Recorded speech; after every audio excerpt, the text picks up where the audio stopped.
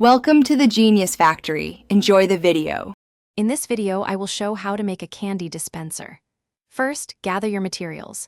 You'll need 2 plastic bottles, a 2-liter and a smaller 0.5-liter one, along with a craft knife, a hot glue gun, and a ruler. Don't forget a small plastic cup for the candy and a sturdy cardboard base, approximately 8 by 8 inches. Having everything ready makes the building process much smoother and more enjoyable. Next, let's prepare the bottle sections. Carefully cut the bottom 3 inches from your 2-liter bottle. This will be the main body.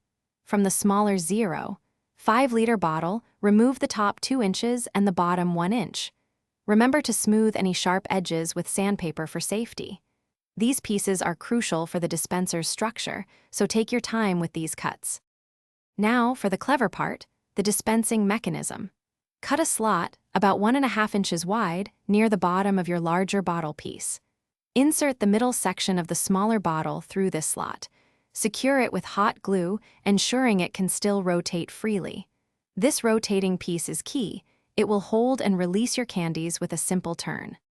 Finally, let's put it all together. Hot glue the main 2-liter bottle piece securely onto your cardboard base. Position and glue the small plastic cup directly below the dispensing slot to catch the treats. Now, fill the top reservoir with your favorite small candies. Give the rotating mechanism a gentle turn and watch your delicious candies dispense. Enjoy your homemade creation. Thanks for watching. If you found this helpful, don't forget to like and subscribe.